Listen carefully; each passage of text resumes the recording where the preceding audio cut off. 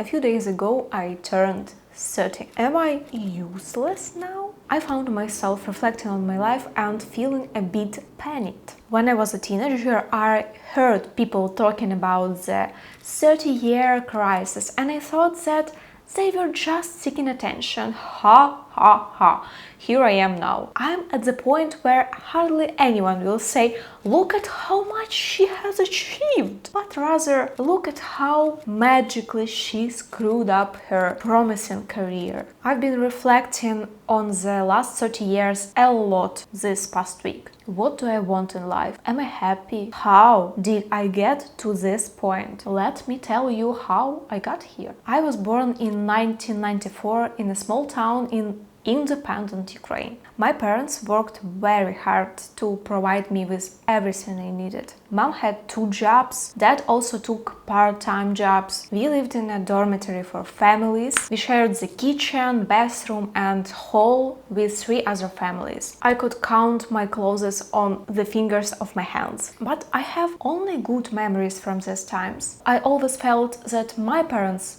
loved me. My parents wanted me to achieve career success and a financially secure life, so they were very focused on my education. As a teenager, I dreamed of being a journalist. It's hard to explain why I even struggled with creative writing at school. Of course, I decided to study journalism. So thanks to my good grades in the final exams, I managed to get state funding. It didn't cost my parents anything, only money for food. So I moved from a small town to Kiev, our capital. I ended up living in a dorm with 3 other girls in a 20 square meter room. It cost me around $35 per month. I thought that if I study well, I will have a bright future. Oh my sweet autumn child. At university, I met very rich kids for the first time in my life. And oh my gosh, I'll never forget the first time I felt out of the league. My childhood friends and schoolmates were mostly from families of the same wealth, and children from wealthy families somehow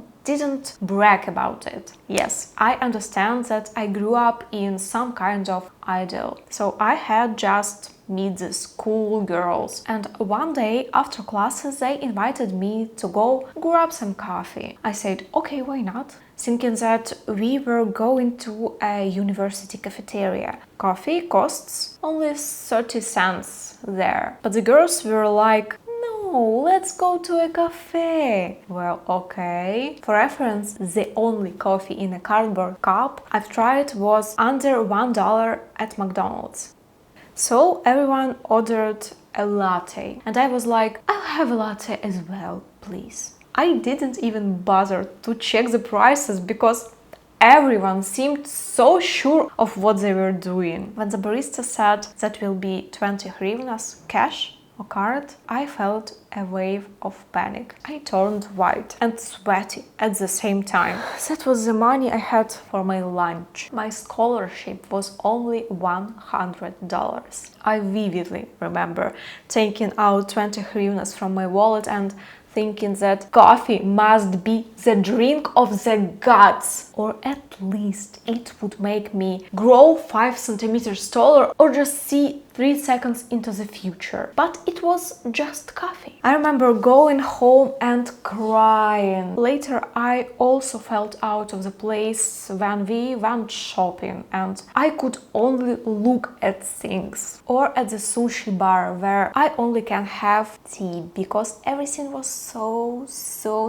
expensive. These situations, along with the lack of personal space in the dorm, made me feel bad because of money. So that was a time when I started to think about getting a job. I had originally planned to work in a call center like my roommate, or as an in-store promoter. And one day, unexpectedly, a teacher from the university recommended me as an author for a news site about life in Kiev. And they hired me. I enjoyed it a lot, but it still wasn't enough money for me, so I decided to get an internship. The editorial team of the Kiev newspaper gave me permission to work with them for a month. They weren't easy on me, but after 3 weeks, they offered me a part-time position. I was working 3 days a week for $100. I worked in a center of Kiev as an adult, but at that time, I still didn't have enough money to move out of the dorm.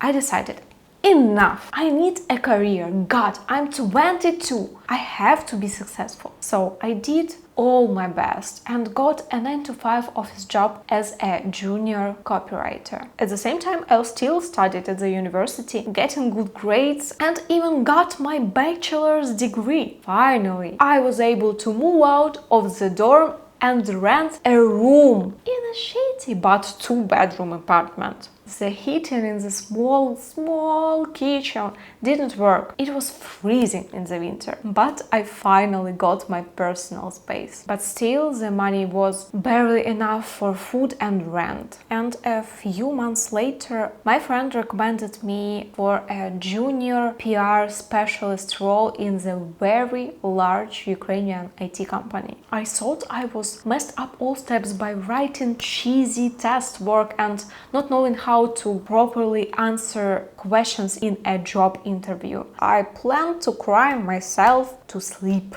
It went awful. However, they hired me and gave me a chance.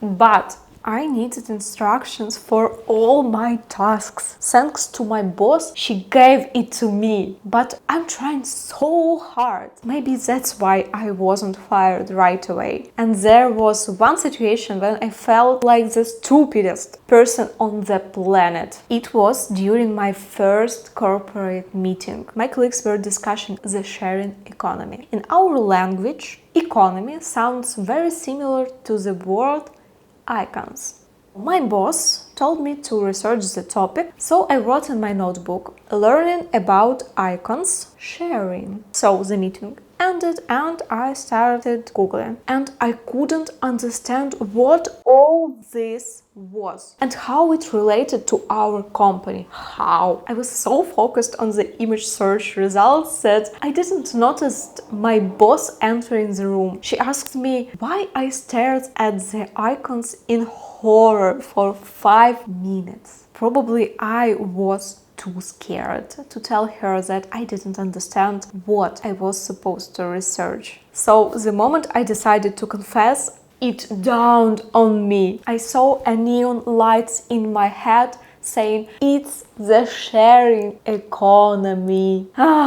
It was both embarrassing and magical at the same time. And to avoid getting at this situation again, I asked more questions and read more and practice more, and I began to understand things. I worked, and I got a promotion. My boss told me, good job for the first time. Within a year, I was promoted to a senior specialist. In 1.5 years, I had become the head of the department. I was 25 and I started learning about marketing on my own and asked my boss if I could practice a new task in addition to my current ones. After a while, I got better at it and got a cool job in a startup. I was this girl who always left the office last. After a couple of months of non-stop working, even on weekends, I was asked by a coworker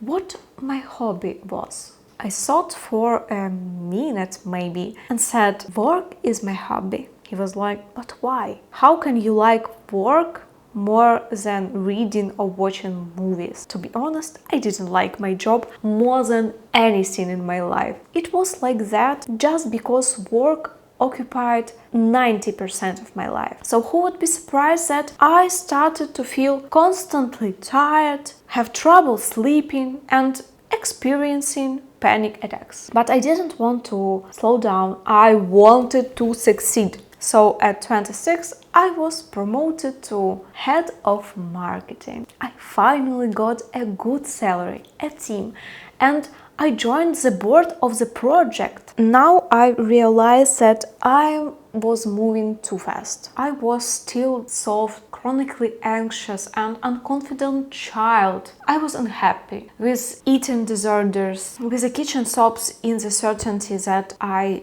hate my job. I was so exhausted that I felt like a loser. I didn't even want to be successful anymore. I stopped reading books and didn't meet with my friends. And I used to think that I was just lazy and stupid.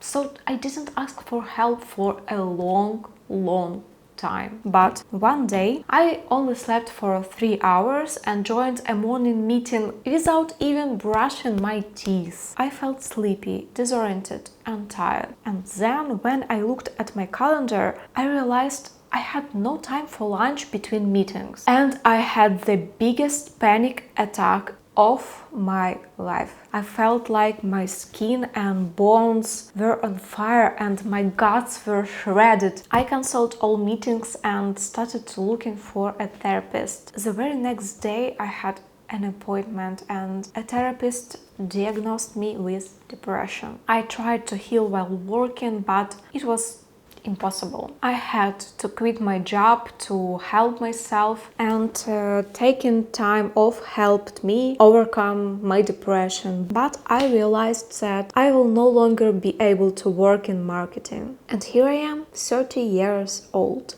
I have freelance projects but no established career. I make YouTube videos which haven't gained much success for now. And now I don't know what I want to do when I grew up. Despite this uncertainty, I'm somehow optimistic about the future. I have friends and hobbies, but I just feel confused and need to figure out what to do next. I don't even know why I tell you all this, why I'm so honest. Maybe I just want to know that I'm not alone in these feelings. So if something similar has happened to you, please tell me about it and how it ended. I can't wait to read your stories. Happy birthday to me though. I'm grown now, time to go to do grown things. Make myself popcorn and watch Rings of Power. Обіймаю вас. See ya.